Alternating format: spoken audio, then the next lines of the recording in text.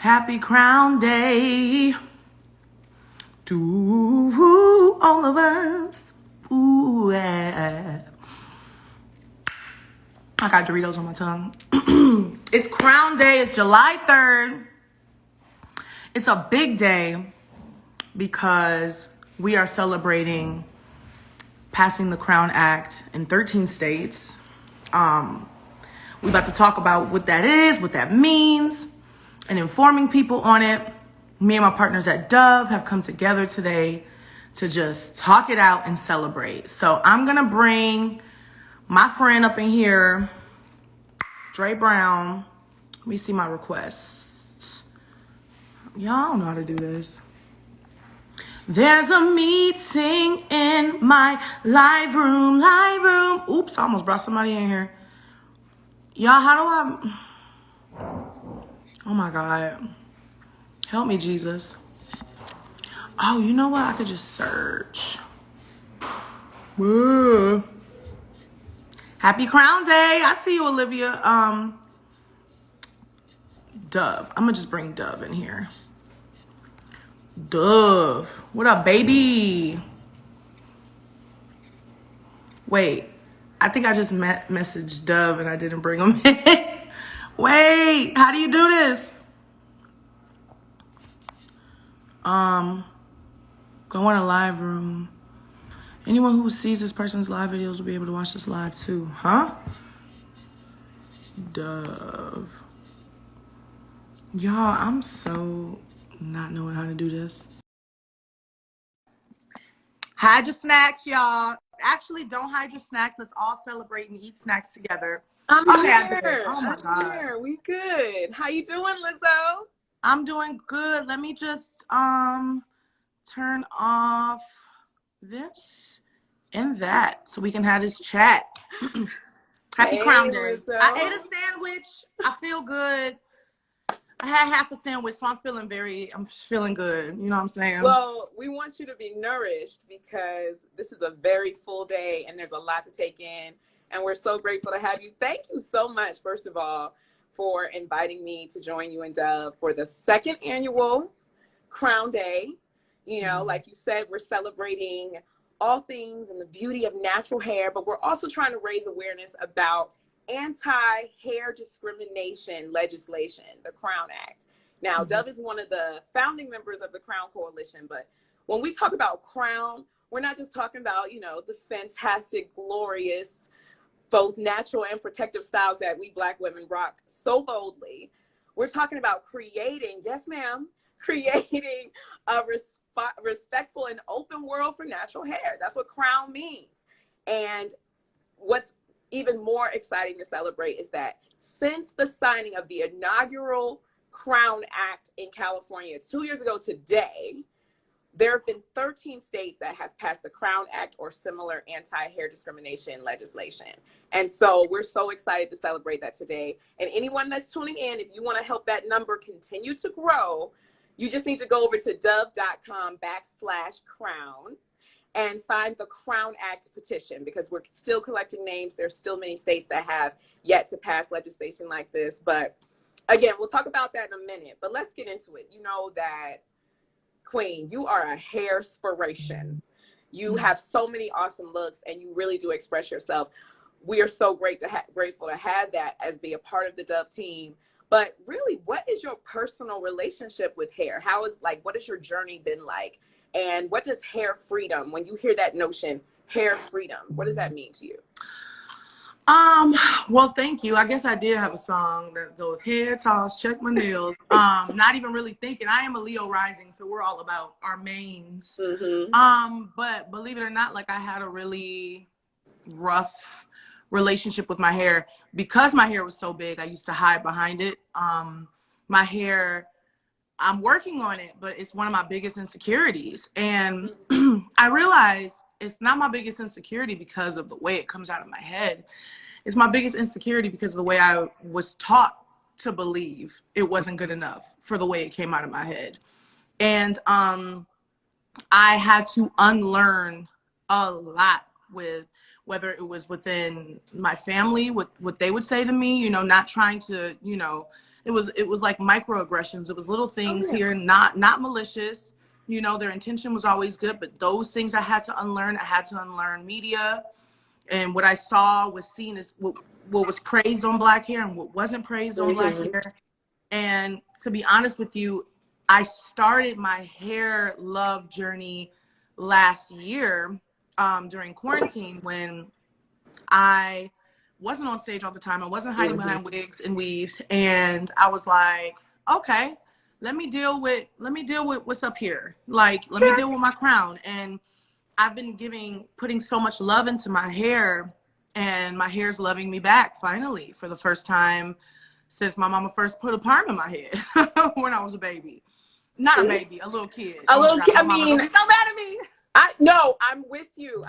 Like, I understand that notion, because no one, was giving us this information trying to break us. They were giving it to us because in society there's a lot of norms that are presented to young black girls that don't look like us. Their hair textures don't look like us. So we start to form this relationship with our hair based off a lot of things that are influencing it. But I love how you said you started your hair love journey.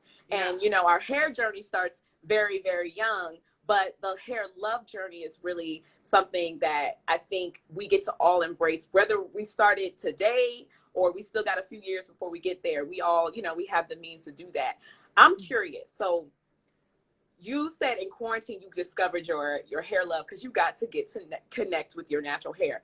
Yeah. When we're talking about freedom and how being able to just rock your hair however you want to is really at the heart of the Crown Act, has there been a style that made you feel like unstoppable? Like you've had a lot of looks, so it might be hard to nail one down, but there is a look that I'm just obsessed with right now. I call them my invisible braids. Shelby Swain, the Beyonce baby hair. She puts in my head, and they're to my ankles, and they're skinny, long braids that feel like hair, And you just want to swing them around. You just want to feel free. I feel free. That's the joke. I'm always like, I want hair freedom. I want liberation. And I get those braids, and I'm like, carefree and privileged. I can throw it in a bun. I can put it in a bun. You have a lot of options. And then you just, and the wind blows through it, and it just feels. When the wind blows, actually is a phrase that Shelby Swain first said to me. I remember one of the first times she did one of my weaves, she was like, I'm gonna leave a little bit out on the edge just in case the wind blows. Come through. And there's nothing like, it's a game changer. I know when I went natural, and I do a lot of protective styles too. Like, I will clip in, I will crochet, I will do all of that. But having my natural hair means that I can get that wind to hit that scalp. And that is a refreshing feeling to have the wind blow through your hair. Absolutely. That's not just wind, water, sunlight. You know what I mean? All of that. For me, I'm like, man, my hair doesn't see the sun. I see the sun, but my hair will be locked away, whether it's in a wig or some braids or braids. My scalp see the sun, but my hair doesn't. And realizing that my hair is like me. They say it's dead when it comes out of your head, but it's still connected to me. So I feel like my hair is alive. I feel that too. I don't receive that. I believe that anything that's still connected to me gets to live and be free and be an extension of me. Now, I hear a lot, you've had a lot of, you're a positive reinforcement for yourself and others, but has hair discrimination ever found a way into your life, whether that was when you were growing up or even in your career, and made you feel in any moment that it threatened your hair freedom? Like, it threatened that sense of liberation that you talk about? I mean, absolutely. From, like I said, at home, my brother and sister have a different texture hair than I do. My hair is a little kinkier and coilier and tighter. It has a tighter curl. And it tends to be drier in the crown. My brother and sister, they used to just wet their hair and put gel in it and go to school. Okay. And I couldn't do that. And I remember my parents saying things like, you should be able to just wet your hair and put gel and mousse in it. And you should be able to do this. Your hair, and then once, my edges were like soft on one side after I got like a relaxer, and then like the textures were mismatched. And, my parents were like, see, this is how it's supposed to look, more manageable, tameable. From that, all the way to not being considered pretty unless you didn't have a different texture hair, a longer style of hair naturally, Mm-hmm. all the way to seeing it institutionally, seeing it systemically, where I've gotten pulled over by the police for having an afro wig in my back seat, and they didn't have any reason to pull me over. I was in Minneapolis, and the cop came up to my car, and we were like, "Why are you pulling me over?" And the cop was like, "You just had too many people in the car, searching in the car." And I'm like, "There's an afro wig in the back seat. It wasn't How's even that a too many person. people?" Yeah, but you saw the afro wig and you thought, "Let me pull this person over." You know, I've seen it. I've seen horrible things. I've seen weaves cut out of Black girls' heads, you Yeah. know, for whatever reason, and it's hurtful. I kind of process it as normal. I was like, "Oh, this is normal. This is, you know," because it's been me Unfortunately, my whole we've life. become a little desensitized, and that's why it's like, wait, it's not normal. But Right. because you see it so much, sometimes it's like, oh, you start to get used to it. Yeah. But it's a shame, and it's like, and you talk about how, you know, it can be at any point in your life. We are finding that, you know, systemically and across a variety of different lifestyle areas, hair discrimination is affecting people of color everywhere. And where it hurts me most when I think about it is that it's affecting kids, and they're just starting their hair journeys. You know, I've been with the Dove Self-Esteem Project now for years. I started in 2014 and got to now I know what things like this, experiences like this, can really do in the long run to young people. But thankfully, we are creating some tools to help combat that, and, you know, allowing people to have conversations like this about hair freedom. And grateful for you and all that you authentically share, because these are real. If no one hears these real experiences, they may not believe that they exist. Right. And that's what I was going to say. People who don't have Black hair or textured hair, or who have to wear dreadlocks or protective styles, it's probably so shocking to them to be like, "Wait, what? This really happened?" You know what I mean? Like, because it does not happen to them at all. And, Yeah. and we get to share things like this, like Crown Day. This is our second annual Crown Day. We're going to have many more, but it's really important to have conversations like this. I am so grateful that you are a partner with us. You reflect this in all things that you do. You champion this. This is a passionate way that we can make other people that may not have that purview get to know this issue and champion it.